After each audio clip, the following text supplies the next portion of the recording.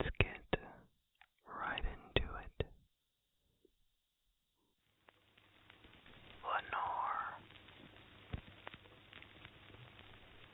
Ah, broken is the golden bowl, the spirit flown forever. Let the bell toll, a saintly soul floats on the Stygian river. And guide to fear, hast thou no tear? Weep now or nevermore. See on yon drear and rigid bier, low lies thy love, Lenore. Come, let the burial rite be read, the funeral song be sung, an anthem for the queenliest dead that ever died so young, a dirge for her, the doubly dead, in that she died so young. Wretches, ye loved her for her wealth, and hated her for her pride. And when she fell in feeble health, ye blessed her that she died. How shall the ritual then be read, the requiem how be sung? By you, by yours, the evil eye, by yours, the slanderous tongue, that did to death the innocent that died and died so young. Peccavimus, but rave not thus, and let a Sabbath song go up to God so solemnly, the dead may feel so wrong. The sweet Lenore hath gone before, with hope that flew beside, leaving thee wild for the dear child that should have been thy bride. For her, the fair and debonair, that now so lowly lies, the life upon her yellow hair, but not within her eyes, the life still there upon her hair, the death upon her eyes. Avaunt, tonight my heart is light, no dirge will I upraise, but waft the angel on her flight, with the paean of old days.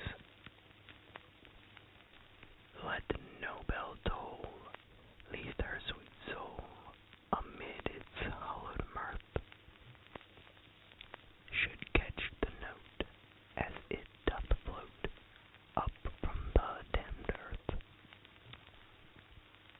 To friends above, from fiends below, the indignant ghost is riven.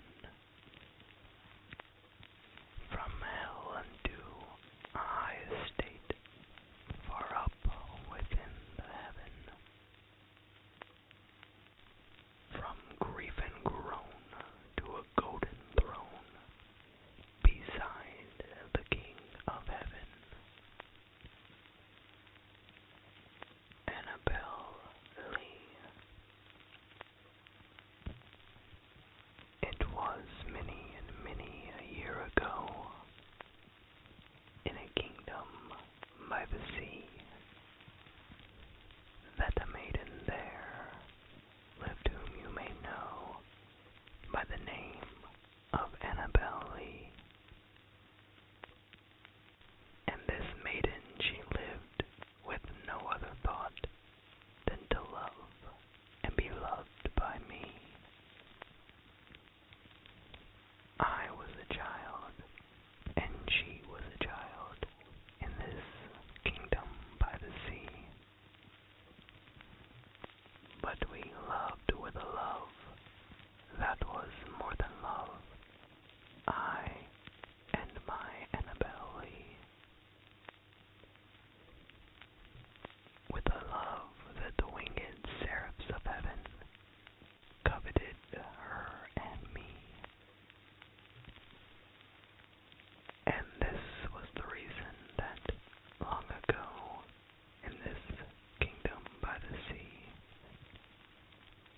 A wind blew out of a cloud, chilling my beautiful Annabel Lee,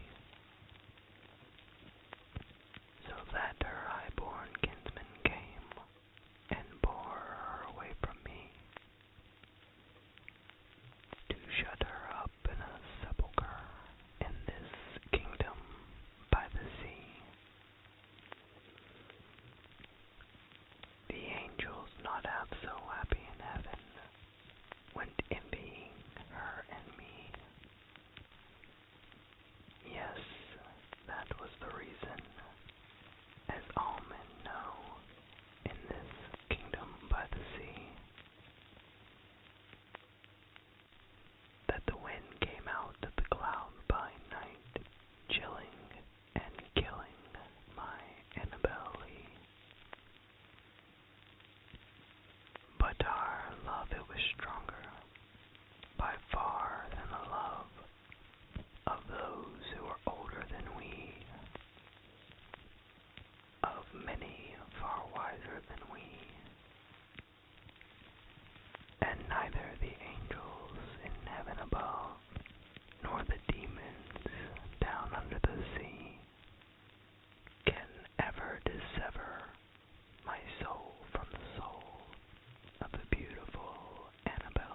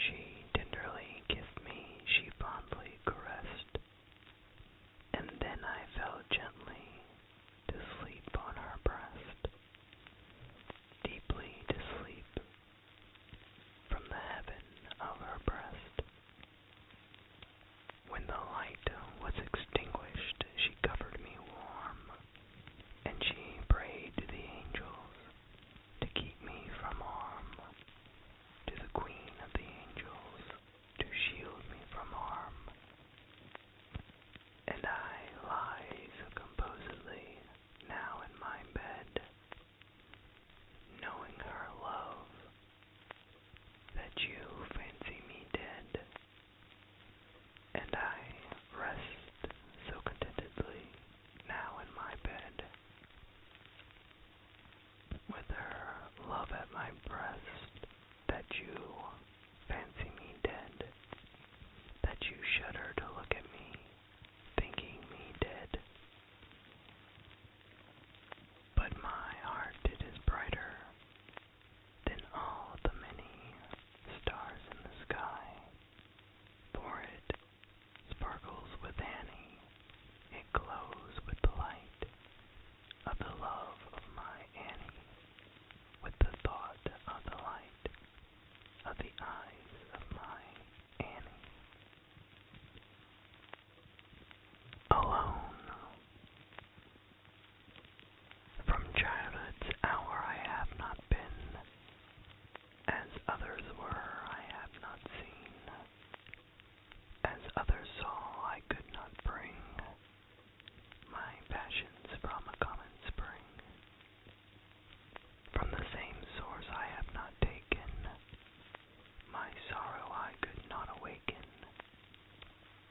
my heart to joy at the same tone, and all I loved alone. Then in my childhood, in the dawn of a most stormy life was drawn,